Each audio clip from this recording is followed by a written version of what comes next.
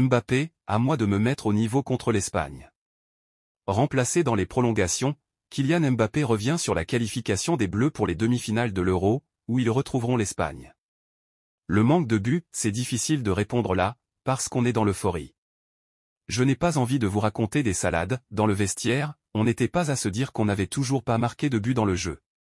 Mais oui, on va se pencher sur la question tout en conservant cette solidité défensive. Si c'est lui qui a demandé à sortir, oui. On avait déjà discuté avec le coach à la fin du temps réglementaire. On a dit qu'on allait essayer et à la mi-temps de la prolongation, je lui ai dit que je ne me sentais plus, que j'étais trop fatigué. Il m'a dit OK. Encore un match sans marquer, il faut passer au-dessus de ça. Ce sont les aléas du footballeur. Il faut garder cette implication et toujours être là pour les coéquipiers. Je l'ai toujours dit, peu importe ce qui se passe, l'important est qu'on gagne. Les gens pensaient que c'était une boutade mais on y est. Je n'ai mis qu'un but mais on est en demi-finale et je suis très content. À moi de me mettre au niveau contre l'Espagne. Le gardien Maignan au tir au but et le loupé de Joao Félix, vivre la séance comme ça, c'est pire que de tirer. En plus, j'étais loin de la cage, on entendait à peine les coups de sifflet, c'était dingue. Je préfère y aller. Mais les gars ont super bien tiré. Mike Maignan fait peur.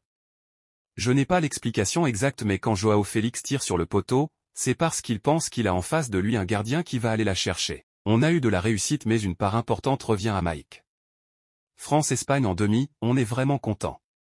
On est encore dans le dernier carré et ce sont des performances très dures à renouveler. Maintenant on va récupérer et se préparer pour la demi-finale. Toni Kroos dit adieu au football éliminé de l'Euro par l'Espagne, le milieu de terrain allemand Toni Kroos ne refoulera plus jamais les pelouses.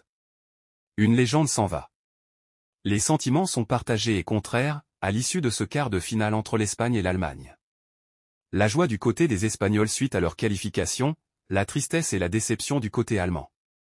Mais surtout, ce résultat signe la fin de carrière d'une légende, Toni Kroos. Joselu et Carvajal avaient prévenu, ils n'avaient qu'une idée en tête, se qualifier pour les demi-finales de cet Euro, et donc envoyer leur ami et coéquipier à la retraite. C'est chose faite. L'Espagne, devenue l'une des nations favorites au titre désormais, a réussi à se défaire de la Mannschaft, s'imposant 2-1 dans les prolongations, au terme d'un match aussi tendu qu'indécis. Au coup de sifflet final, l'émotion était palpable dans les rangs allemands, pour l'élimination aux portes du dernier carré, forcément, mais aussi sachant que l'un des plus grands joueurs de leur histoire disait définitivement au revoir au football.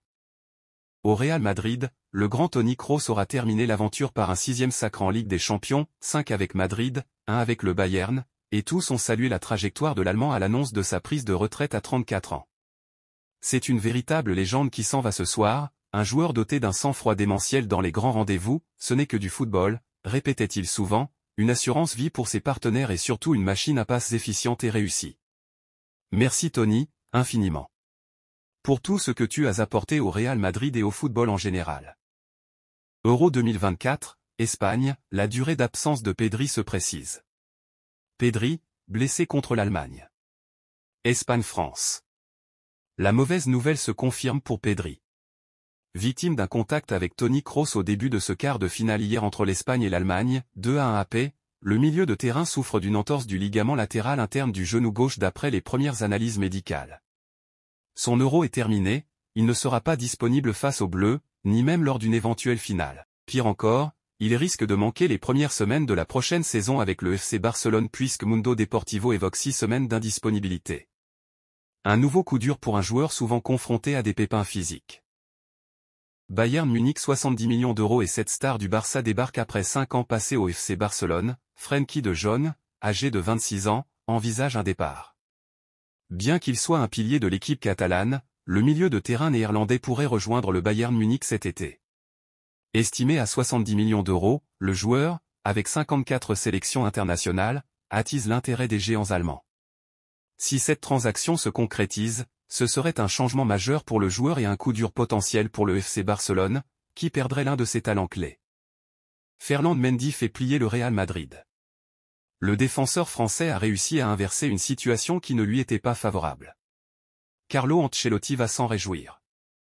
Le futur latéral gauche du Real Madrid fait parler depuis des mois sans que, concrètement, les choses bougent. Pour l'heure, Ferland Mendy et Fran Garcia sont toujours les deux hommes sous contrat avec la Maison Blanche, le Français jusqu'en 2025 donc la situation devient urgente et l'Espagnol jusqu'en 2027. À l'horizon, la silhouette d'Alphonso Davies apparaît depuis le mois de janvier tandis que celle de Miguel Gutiérrez est à peine perceptible.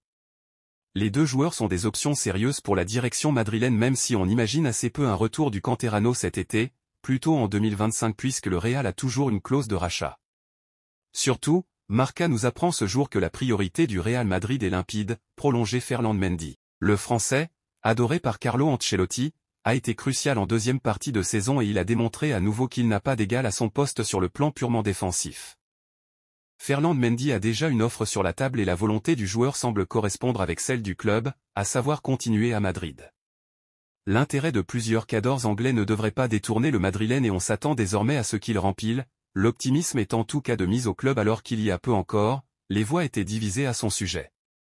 En ce sens, le Français a fait plier le club. Alphonso Davies toujours à l'horizon. En ce qui concerne Alphonso Davies, le Real Madrid n'a pas abandonné l'idée pour autant, même si la piste s'est refroidie ces dernières semaines bien que cela s'explique aussi par le fait qu'il dispute actuellement la Copa América. Mais le vrai souci, c'est que le Bayern ne fléchit pour le moment pas sur les 50 millions d'euros minimum à poser sur la table et on dit même que les Allemands sont prêts à risquer de le perdre gratuitement en 2025. La Maison Blanche le sait, elle est en position de force sur le dossier car il ne reste qu'une seule année de contrat aux Canadiens. Il n'est alors pas question d'entrer dans une opération excessive, comme avec Lenny Yoro par ailleurs. Enfin, s'agissant de Miguel et Fran Garcia, rien n'a changé. Le premier est sous contrat et un départ cet été n'est pas dans les plans, que ce soit dans les siens ou ceux du club. On veut lui donner une deuxième saison pour faire ses preuves. Miguel est quant à lui toujours observé de près mais tout indique qu'il disputera la saison prochaine à Girona avec qui il découvrira la Coupe d'Europe. Le PSG veut boucler de nouvelles recrues dans les prochains jours.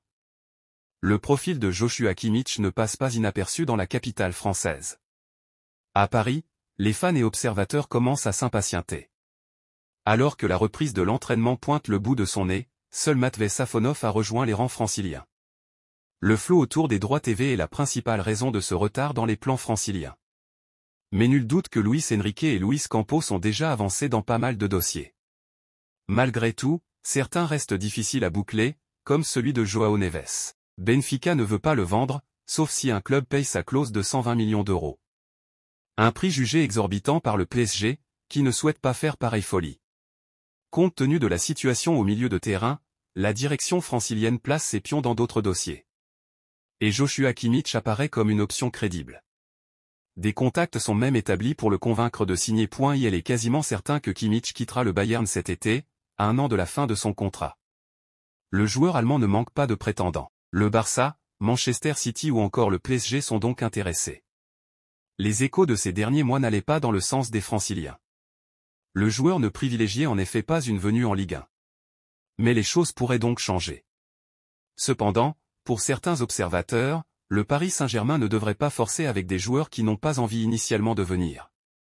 Ce n'est pas Mathieu Faure qui dira le contraire. Sur son compte X, le consultant a en effet indiqué, notamment en répondant à un commentaire sur Crysencio Sumerville, le souci se situe plutôt dans l'intérêt de Kimmich pour le PSG. Je préfère toujours des mecs qui ont envie de venir que des types qui n'ont pas envie de t'écouter et avec qui tu vas perdre du temps à faire la cour pendant 3 mois pour rien. Reste à savoir si Paris forcera ou non avec l'international.